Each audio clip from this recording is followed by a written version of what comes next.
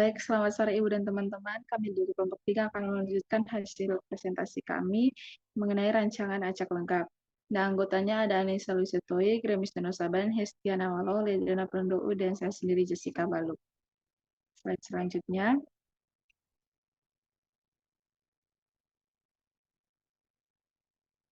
Pertama kita akan melihat definisi rancangan acak lengkap. Di sini ada dua, ada pengertian dan definisinya. Yang pertama pengertian rancangan acak lengkap atau RAL adalah salah satu jenis desain percobaan dalam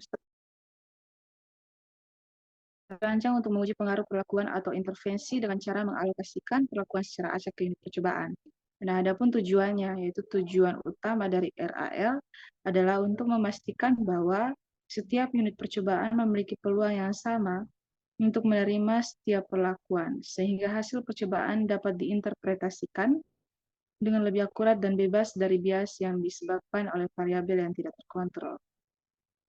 Kemudian ada definisi rancangan acak lengkap, yaitu RAL ini adalah suatu metode desain percobaan di mana semua perlakuan dialokasikan ke unit percobaan secara acak tanpa adanya pengelompokan atau stratifikasi. Dalam RAL, setiap unit percobaan memiliki kesempatan yang sama untuk menerima salah satu dari berbagai perlakuan yang sedang diuji. Desain ini mengandalkan prinsip pengacakan untuk meminimalkan variabilitas yang tidak diinginkan dalam mengontrol bias dalam eksperimen. Slide selanjutnya. RAL ini memiliki kelebihan dan kekurangan. Yang pertama, kelebihan RAL ada 4, yaitu yang pertama itu sederhana, yang kedua dapat mengurangi bias, yang ketiga mampu mengontrol variabilitas, dan yang keempat analisis statistika yang kuat. Yang kedua ada pun kekurangan RAL, yaitu ada 4 juga. Yang pertama, kebutuhan sampelnya itu besar. Yang kedua, tidak dapat mengatasi faktor luar.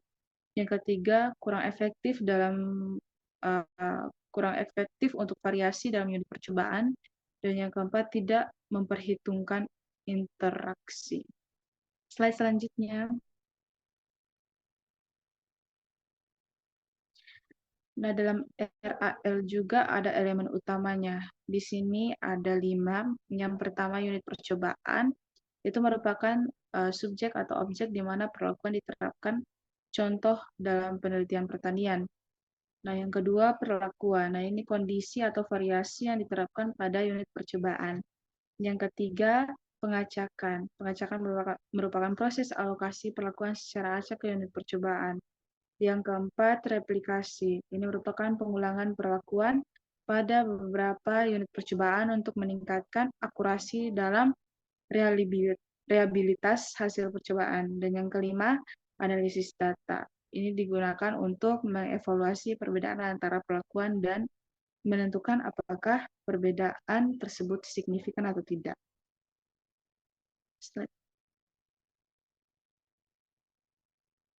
Selanjutnya akan dijelaskan oleh teman saya.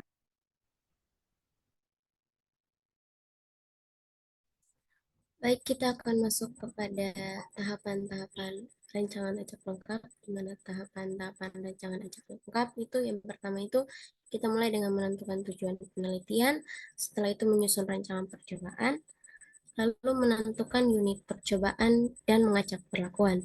Setelah itu pengumpulan data, analisis data, interpretasi hasil, penyusunan laporan, dan terakhir itu ada evaluasi dan pengulangan. Lalu di sini ada model linear yang dipakai dalam rancangan acak lengkap, di mana Y, IJ-nya itu sama dengan mu. I ditambah epsilon IJ, di mana kita jabarkan dan akan mendapatkan rumus akhirnya itu mu ditambah tau I ditambah epsilon IJ, di mana I-nya itu bergerak dari 1, 2 sampai ke T, dan J-nya itu bergerak dari 1, 2 sampai ke RI.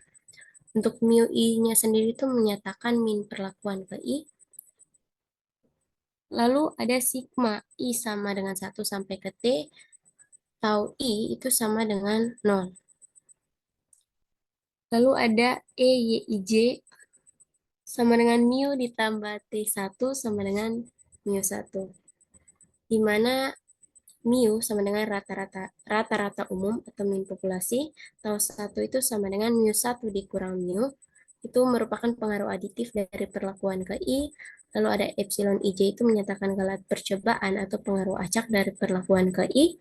Ulangan ke J dengan epsilon IJ-nya itu setara dengan N0 sigma kuadrat. Sigma kuadrat. Lalu T-nya itu sama dengan jumlah perlakuan dan RI-nya itu sama dengan banyaknya ulangan dari perlakuan ke I untuk percobaan yang mempunyai ulangan sama, yaitu RI sama dengan R. Next slide.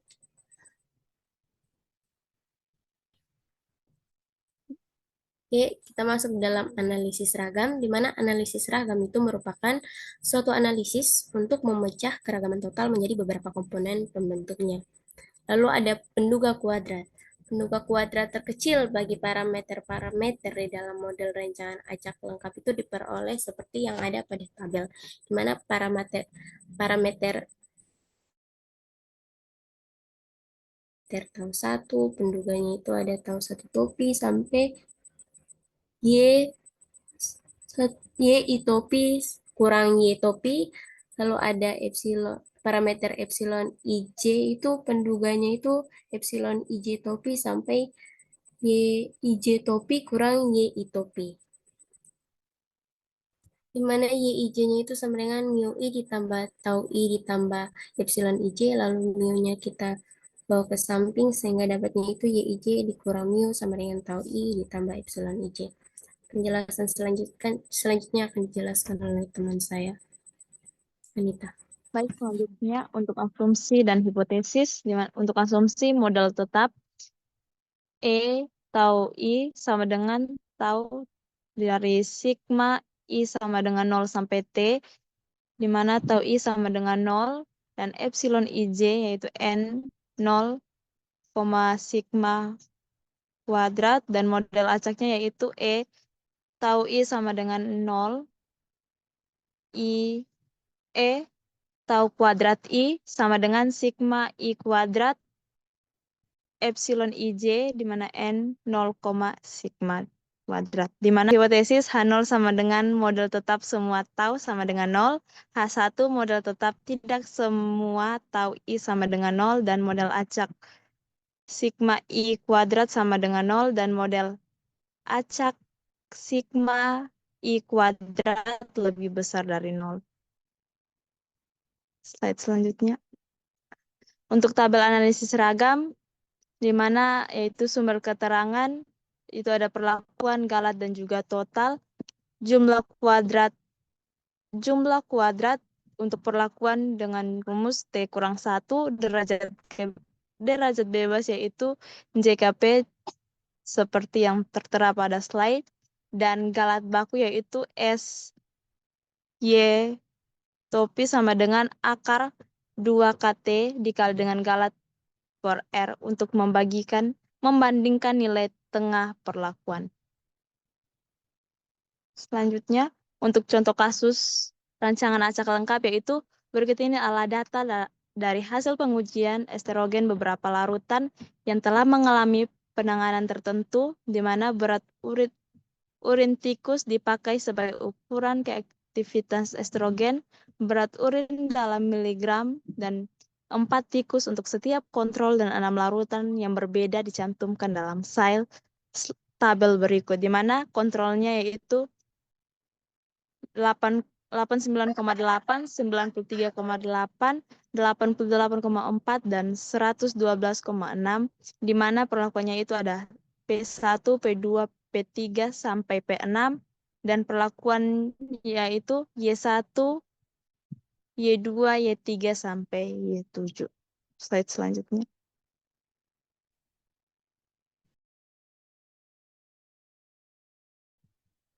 Baik, selanjutnya kita akan masuk dalam penyelesaian.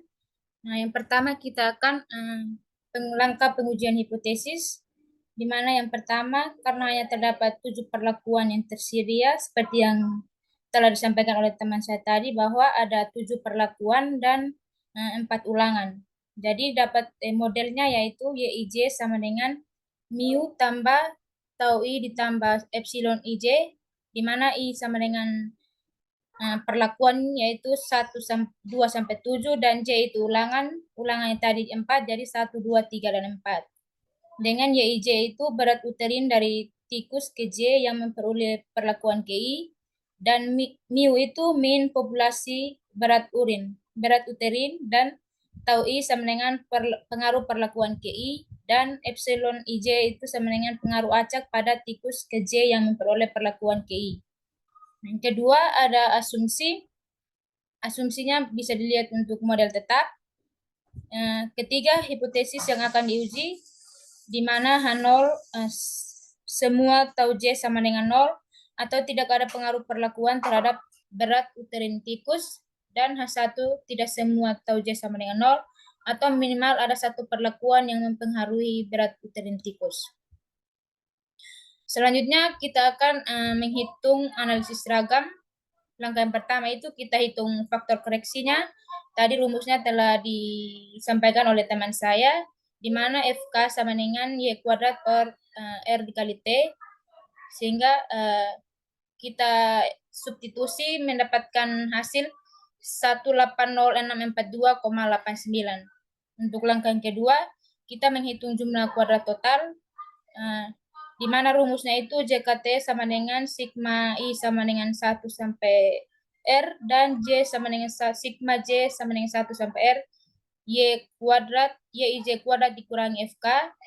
Kita substitusi mendapatkan hasil 5478,51. Langkah yang ketiga, kita menghitung jumlah kuadrat perlakuan dengan rumus JKP sama dengan sigma J sama dengan 1 sampai R, Y I kuadrat per R dikurangi faktor koreksi.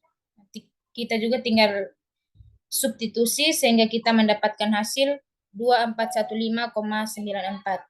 Selanjutnya, langkah yang keempat, kita menghitung kuadrat galat, di mana rumusnya itu JKG sama dengan JKT dikurangi JKP, sehingga mendapatkan hasilnya itu 3062,57. Nah, langkah yang kelima, kita buat tabel analisis seragam beserta nilai F tabelnya. Nah, tabelnya teman-teman bisa lihat pada slide. Untuk sumber keragaman, perlakuan, galat, dan totalnya itu derajat bebas, jumlah kuadrat, kuadrat tengah, dan F hitung seperti yang sudah tertera pada slide. Langkah yang keenam, kita hitung koefisien keragaman, di mana rumusnya itu KK sama dengan akar KTG per Y2P dikali 100%. Sehingga kita substitusi mendapatkan hasil 15,03%. Langkah yang terakhir, kesimpulan. Berdasarkan penyelesaian tadi, karena F hitungnya itu 2,76 lebih besar dari 2,573, maka kita tolak H0, di mana mu1 sama dengan mu2 sampai mu6 pada taraf kepercayaan 95%.